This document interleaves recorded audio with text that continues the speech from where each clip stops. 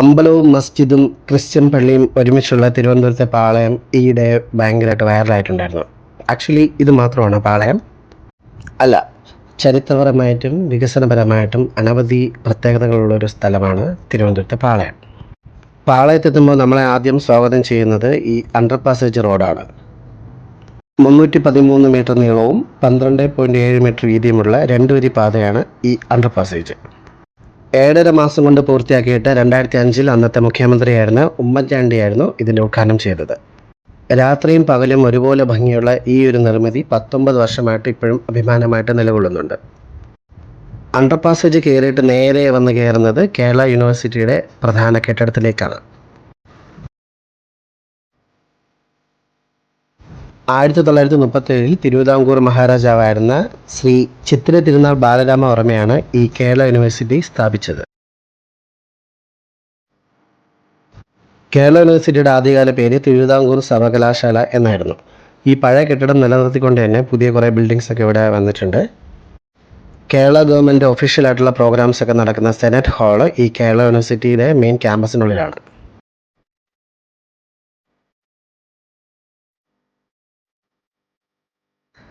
കർമ്മണി വ്യജ്യതേ പ്രജ്ഞ എന്ന സംസ്കൃത വാക്യമാണ് കേരള യൂണിവേഴ്സിറ്റിയുടെ ആപ്തവാക്യമായിട്ട് എടുത്തിട്ടുള്ളത്. ഇത് വിഷ്ണു ശർമ്മൻ്റെ പഞ്ചതന്ത്രത്തിൽ നിന്നാണ് എടുത്തിട്ടുള്ളത്. ഇതിൻ്റെ മീനിങ് എന്ന് പറയുന്നത് ഒരാളുടെ പ്രവൃത്തിയും സ്വഭാവം എന്നിവയിലൂടെ അയാളുടെ ബുദ്ധിയും വിവേകവും നമുക്ക് മനസ്സിലാക്കാൻ പറ്റും എന്നുള്ളതാണ്.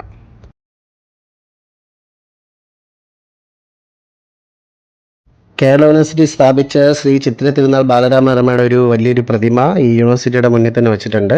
ഇദ്ദേഹം തന്നെയായിരുന്നു യൂണിവേഴ്സിറ്റിയുടെ ആദ്യത്തെ ചാൻസലറും.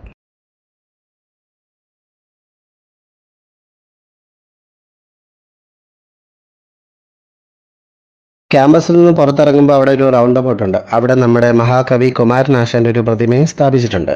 മഹാകാവ്യം എഴുതാതെ തന്നെ മഹാകവിയായ വ്യക്തിയായിരുന്നു കുമാരനാശാൻ.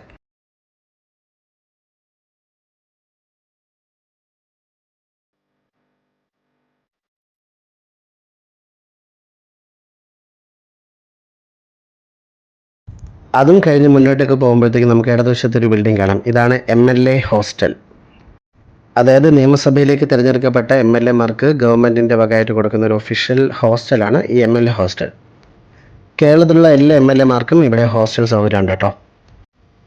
ഇത് വൺ വേ ആയിട്ടുള്ള റോഡാണ്. ഈ റൈറ്റ് സൈഡിൽ കാണുന്നതാണ് ചന്ദ്രശേഖരൻ നായർ സ്റ്റേഡിയത്തിൻ്റെ പുറകുവശം. ഈ റോഡ് നേരെ ചെന്ന് കയറുന്നത് നമ്മുടെ നിയമസഭാ മന്ദിരത്തിൻ്റെ ആ ഒരു കോംപ്ലക്സിൻ്റെ അടുത്തേക്കാണ്.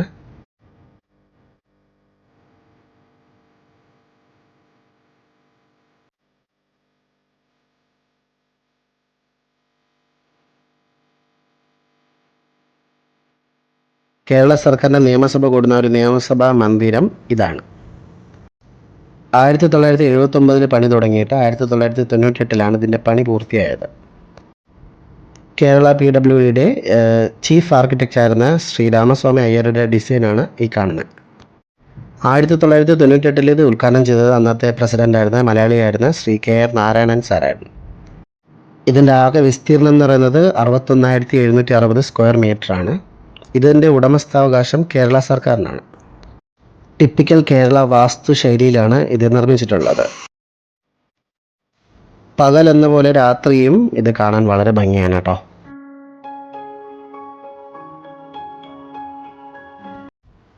നിയമസഭാ മന്ദിരത്തിന് തൊട്ടടുത്തായിട്ട് ഒരു ഹനുമാൻ ക്ഷേത്രമുണ്ട്. ഇത് ഇന്ത്യയിൽ ഏറ്റവും കൂടുതൽ ആൾക്കാർ സന്ദർശിക്കുന്ന ഹനുമാൻ ക്ഷേത്രങ്ങളിൽ ഒരെണ്ണമാണ്.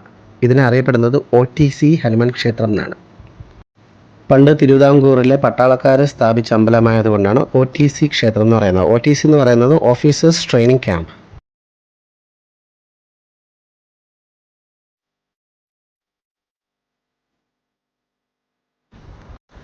അതിന് തൊട്ടടുത്തായിട്ടാണ് ഈ കേരള യൂണിവേഴ്സിറ്റിയുടെ സ്റ്റേഡിയം വരുന്നത്. ഇതിനെ യൂണിവേഴ്സിറ്റി സ്റ്റേഡിയം എന്നാണ് അറിയപ്പെടുന്നത്. ഇത് 1940 ഹൈദരാബാദ് ദിവാനായിരുന്ന സർ മിർസയാണ് ഉദ്ഘാടനം ചെയ്തിട്ടുണ്ടായിരുന്നത്. ഈ സ്റ്റേഡിയത്തിൽ മഹാത്മാഗാന്ധി പ്രസംഗിച്ചിട്ടുണ്ട് കേട്ടോ. കൊച്ചി കലൂർ സ്റ്റേഡിയത്തിലും ട്രിവാൻഡ്രം ഗ്രീൻഫീൽഡ് സ്റ്റേഡിയത്തിലൊക്കെ ക്രിക്കറ്റ് വരുന്നതിന് വളരെ മുമ്പ് തന്നെ ഈ ഗ്രൗണ്ടിൽ ഇൻ്റർനാഷണൽ ക്രിക്കറ്റ് നടത്തിയിട്ടുണ്ടായിരുന്നു കേട്ടോ. ആദ്യ മത്സരം ഇന്ത്യയും ഓസ്ട്രേലിയയും തമ്മിലായിരുന്നു 1984. അതിന് ബലമൊന്നും ഉണ്ടായില്ല. രണ്ടാമത്തെ മാച്ച് ഇന്ത്യയും വെസ്റ്റ് ഇൻഡീസും തമ്മിലായിരുന്നു. അത് 9 വിക്കറ്റിന് വെസ്റ്റ് ഇൻഡീസ് ജയിച്ചു. അത് നടന്നത് 1988. സ്റ്റേഡിയത്തിന് തൊട്ടടുത്തായിട്ടാണ് KTDCയുടെ മസ്കറ്റ് ഹോട്ടൽ സ്ഥിതി ചെയ്യുന്നത്. ഇത് 5 സ്റ്റാർ ഹോട്ടലാണ് KTDCയുടെ ഉടമസ്ഥതയിലുള്ളത്. ഇത് ഒന്നാം ലോക മഹായുദ്ധ കാലത്ത് ബ്രിട്ടീഷുകാർ പണിതതാണ് ഈ ഒരു ബിൽഡിംഗ്. അതായത് ഏകദേശം 100-ലധികം വർഷം പഴക്കമുള്ള കെട്ടിടമാണ് കേട്ടോ ഇപ്പോൾ ആ ഒരു ഹോട്ടലായിട്ട് പ്രിസർവ് ചെയ്തിട്ടുള്ളത്. ഇന്ത്യയിലെ ഏറ്റവും കൂടുതൽ 5 സ്റ്റാർ ഹോട്ടൽസ് ഉള്ള സ്റ്റേറ്റ് എന്ന് പറയുന്നത് കേരളമാണ്. ഈ ഒരു ഹോട്ടലും അതിനുള്ളിൽ പെടും. മസ്കറ്റ് ഹോട്ടലിന് തൊട്ടടുത്തായിട്ട് ഒരു പഴക്കം ചെന്നൊരു ക്രിസ്തീയ ദേവാലയമുണ്ട്. ഇതിനെ LMS ചർച്ച് എന്നാണ് പറയുന്നത്. LMS എന്ന് പറയുന്നത് ലണ്ടൻ മിഷണറി സൊസൈറ്റി. ഈ ചർച്ച് CSIയുടെ കീഴിലാണ് ഇപ്പോൾ പ്രവർത്തിക്കുന്നത്. ഈ പള്ളി 1906-ലാണ് പണി പൂർത്തിയാക്കിയത്. അതായത് ഏകദേശം 118ഓളം വർഷം പഴക്കമുണ്ട് ഈ പള്ളിക്ക്. LMS ചർച്ചിന് തൊട്ടടുത്തായിട്ട് മെയിൻ റോഡിൽ ഒരു ചരിത്ര അവശേഷിപ്പുണ്ട് കേട്ടോ. രാമറാവു വിളക്കെന്നാണ് ഇത് അറിയപ്പെടുന്നത്. പഴയ ദിവാനായിരുന്ന T രാമറാവുവും അദ്ദേഹത്തിൻ്റെ മകനും കൂടി സ്ഥാപിച്ചതാണ് ഈ വിളക്ക്. അതായത് നമ്മുടെ സ്ട്രീറ്റ് ലൈറ്റ്, പണ്ടത്തെ സ്ട്രീറ്റ് ലൈറ്റാണ് ഈ കാണുന്നത്. അതിൽ ഈ ഒരെണ്ണം മാത്രമേ ഇപ്പോൾ പ്രിസർവ് ചെയ്തിട്ടുള്ളൂ. പണ്ട് മണ്ണെണ്ണ ഒഴിച്ചിട്ടായിരുന്നു ഈ വിളക്ക് കത്തിച്ചിട്ടുണ്ടായിരുന്നത്. അത് കഴിഞ്ഞ് കുറച്ച് മുന്നോട്ട് പോകുമ്പോഴത്തേക്കും അടുത്തൊരു കെട്ടിടം കാണാം. ഇത് യൂണിവേഴ്സിറ്റി മെയിൻ ഹോസ്റ്റലാണ്. ഇതും വളരെയധികം പഴക്കം ചെന്നൊരു കെട്ടിടമാണ്. ഇതൊരു മെൻ ഹോസ്റ്റലാണെങ്കിലും നമുക്ക് മലയാളികൾക്ക് വളരെയധികം പരിചിതമായിട്ടുള്ള സ്ഥലമാണിത്. എന്താണെന്ന് വെച്ചാൽ കുറേ സിനിമകളൊക്കെ ഷൂട്ട് ചെയ്തിട്ടുള്ളൊരു ലൊക്കേഷനാണ് ഇത്.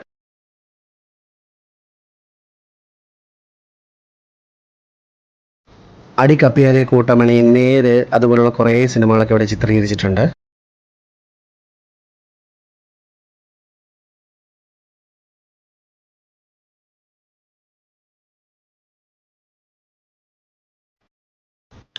ഇതിന് തൊട്ടടുത്തായിട്ട് ക്രിസ്ത്യൻ വിവാഹങ്ങളൊക്കെ നടക്കുന്ന ബിഷപ്പ് പെരേര ഹാള് കാണാം. ഇതിനോട് ചേർന്നിട്ടാണ് പ്രശസ്തമായിട്ടുള്ള ഒരു book street. Second hand books ഒക്കെ കിട്ടുന്ന കേരളത്തിലെ തന്നെ ഒരു പ്രധാനപ്പെട്ട ഒരു ലൊക്കേഷനാണ് ഈ ബുക്ക് സ്ട്രീറ്റ്. ഏതൊരു ബുക്കും സെക്കൻഡ് ഹാൻഡ് വിലയ്ക്ക് ഇവിടുന്ന് കിട്ടും എന്നുള്ളൊരു വിശ്വാസം എല്ലാവർക്കും ഉണ്ട്.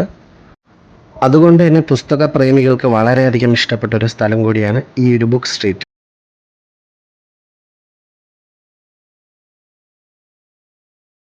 ബുക്ക് സ്ട്രീറ്റിനോട് ചേർന്ന് തന്നെയാണ് സ്റ്റേറ്റ് സെൻട്രൽ ലൈബ്രറി സ്ഥിതി ചെയ്യുന്നത്. ഇതിനെ ട്രിവാൻഡ്രം പബ്ലിക് ലൈബ്രറി എന്നും അറിയപ്പെടുന്നുണ്ട്. ഇത് 1829 തിരുവിതാംകൂർ രാജാവായിരുന്ന സ്വാതി തിരുനാൾ സ്ഥാപിച്ചതാണ്. അതായത് ഏകദേശം 200 വർഷത്തോളം പഴക്കം ഉണ്ട്. 1898-ലാണ് ഇത് പൊതുജനങ്ങൾക്കായിട്ട് തുറന്നു കൊടുത്തത്. ഈ പബ്ലിക് ലൈബ്രറിയും ഇപ്പോൾ കേരള സർക്കാരിൻ്റെ ഉടമസ്ഥതയിലാണ് ഉള്ളത്.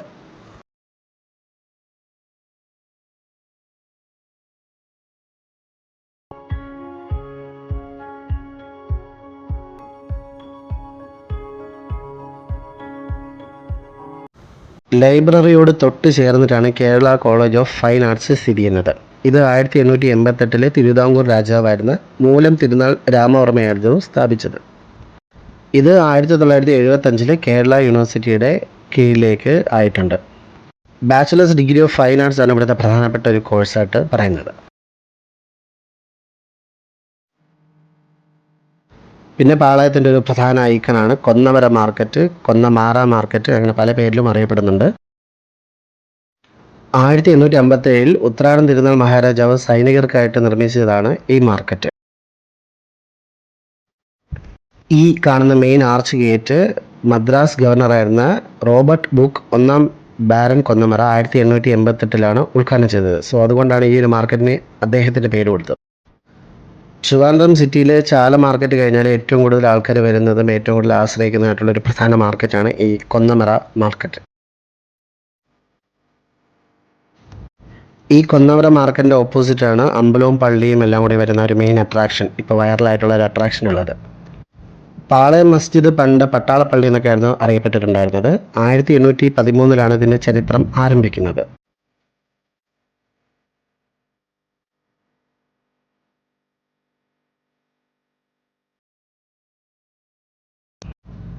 ആയിരത്തി 1967-ൽ ഇതിനെ പുനർനിർമ്മിച്ചിട്ട് ഇതിനെ ഉദ്ഘാടനം ചെയ്തത് അന്നത്തെ പ്രസിഡൻ്റായിരുന്ന ഡോക്ടർ സക്കീർ ഹുസൈൻ ആയിരുന്നു. അതിനും കുറേ മുമ്പ് 18-ാം നൂറ്റാണ്ടിൽ കാർത്തിക തിരുനാൾ രാമവർമ്മ മഹാരാജൻ്റെ കാലത്ത് സൈനികർ പണിതതാണ് ഈ ഒരു ഗണപതി ക്ഷേത്രം. പിന്നീട് മസ്ജിദ് നിർമ്മിക്കാനായിട്ട് അതിനടുത്ത സ്ഥലം വിട്ടുകൊടുക്കുകയായിരുന്നു. ട്രിവാൻഡ്രത്തെ പ്രമുഖ ബിസിനസ്സുകാരനായ ഉദയ ഗ്രൂപ്പ് MD രാജശേഖരൻ നായരുടെ നേതൃത്വത്തിലാണ് 2024 ഏപ്രിലിൽ ഈ അമ്പലത്തിൻ്റെ ഗോപുരം പുതുക്കി പണിതത്. അതിനുശേഷമാണ് നാടിൻ്റെ മതസൗഹാർദ്ദം കൂടുതൽ പേരിലേക്ക് ശ്രദ്ധിക്കപ്പെട്ടത്.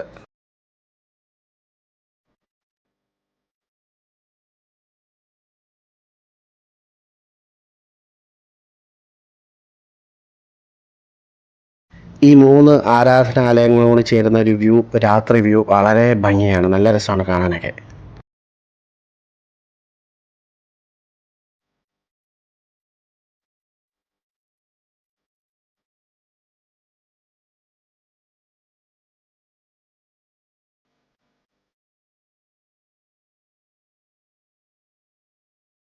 ചർച്ചിൻ്റെ കാര്യം പറയുകയാണെങ്കിൽ ഇത് സെൻറ്റ് ജോസഫ് മെട്രോപൊളിറ്റൻ കത്തീഡ്രൽ എന്നാണ് അറിയപ്പെടുന്നത്. 1873 ആദ്യത്തെ പള്ളി പണിതത്. പിന്നെ 1927 ഇതിനെ പുതുക്കി പണിയുകയുണ്ടായി. ഈ 1927 മുതൽ 2010 വരെ ഇതിൻ്റെ നിറം ചുവപ്പായിരുന്നു.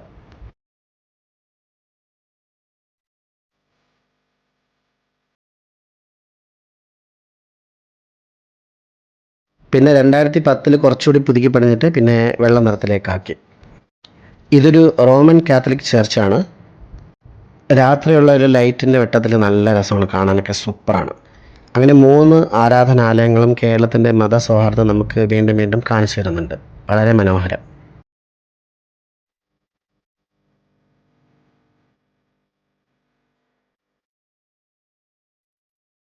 തിരുവിതാംകൂർ രാജാക്കന്മാരുടെ സൈനിക ക്യാമ്പ് സ്ഥിതി ചെയ്ത സ്ഥലമായതിനാലാണ് പാളയത്തിന് ഈ ഒരു പേര് കിട്ടിയത്.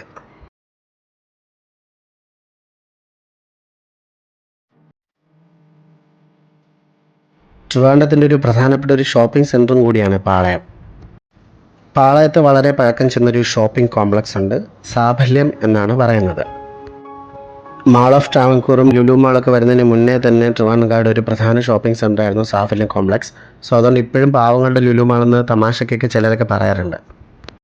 എത്രയൊക്കെ പുതിയ മാൾസൊക്കെ വന്നാലും സാഫല്യത്തിനോടുള്ളൊരു ഇഷ്ടം ട്രിവാൻഡ്രംകാർക്ക് അങ്ങനെയൊന്നും പെട്ടെന്ന് പോകത്തില്ല.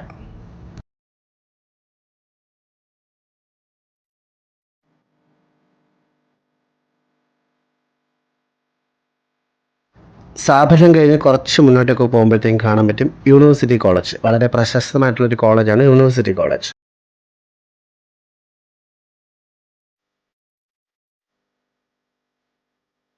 1834 സ്വാതി തിരുനാൾ മഹാരാജാവാണ് യൂണിവേഴ്സിറ്റി കോളേജ് സ്ഥാപിച്ചത്. ആദ്യകാലത്ത് ഇതിൻ്റെ പേര് മഹാരാജാസ് കോളേജ് എന്നായിരുന്നു. ഏകദേശം 3000-ലധികം വിദ്യാർത്ഥികൾ പഠിക്കുന്നൊരു പ്രശസ്ത കോളേജാണ് യൂണിവേഴ്സിറ്റി കോളേജ്. ഇവിടുന്ന് പഠിച്ചിറങ്ങിയ വിദ്യാർത്ഥികളിൽ ലോക പ്രശസ്തരായിട്ടുള്ള കുറേ മലയാളികളുണ്ട് കേട്ടോ.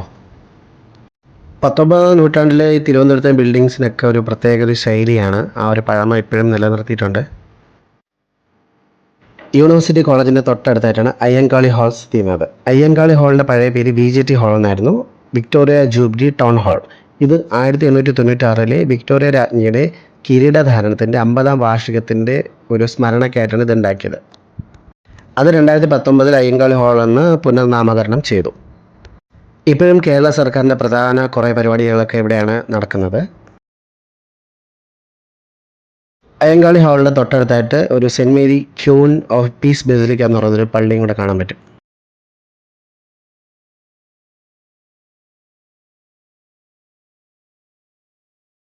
പള്ളിക്ക് ഓപ്പോസിറ്റ് ആയിട്ടാണ് കേരള യൂണിവേഴ്സിറ്റിയുടെ ഒഫീഷ്യൽ ആയിട്ടുള്ള ഒരു ലൈബ്രറി സ്ഥിതി ചെയ്യുന്നത്.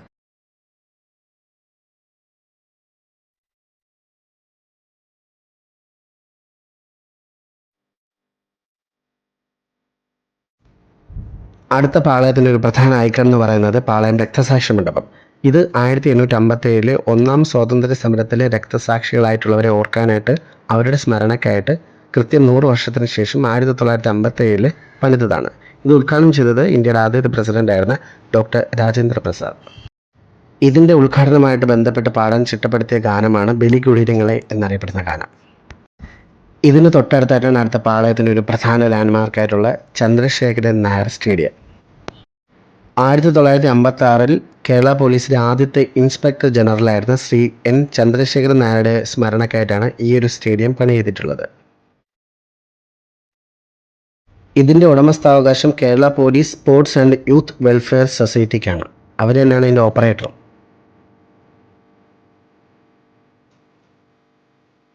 ഈ പ്രഭാത സായാഹ്ന സവാരി നടത്താനും ജിംനേഷ്യം യൂസ് ചെയ്യാനായിട്ടൊക്കെ ഒരു നിശ്ചിത തുക ഈടാക്കിയിട്ട് ആർക്ക് വേണമെങ്കിലും ഇവിടെ ഉപയോഗിക്കാം കേട്ടോ.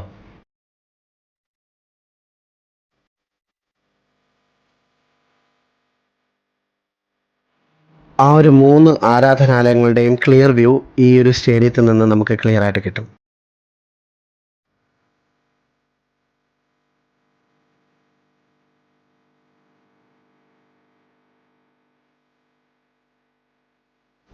ഒളിമ്പിക് മുദ്രാവാക്യമായ സിച്ചിയസ് ആൾഷിയസ് ഫോർഷിയസ്, അതായത് വേഗത്തിൽ ഉയരത്തിൽ ശക്തമായി എന്നൊരു ആപ്തവാക്യം ഇവിടുത്തെ ഈ ഒരു സ്തൂപത്തിൽ സ്ഥാപിച്ചിട്ടുണ്ട്, എഴുതി വെച്ചിട്ടുണ്ട്.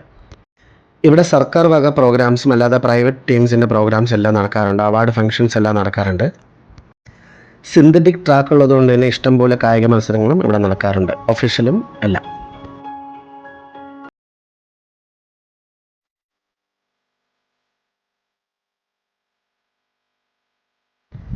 പിന്നെ ഇതിനോടൊക്കെ ചേർന്ന് തന്നെയാണ് സർബത്ത് കടകളുടെ ഒരു കേന്ദ്രം തന്നെ ഉള്ളത്. ഈ ചൂട് കൂടുന്നത് കാരണം ഭയങ്കരമായിട്ട് തിരക്കാണ് ഇവിടെയുള്ള സർബത്ത് കുടിക്കാനായിട്ട്. കുറേ കടകളുണ്ട് സർബത്തിന്.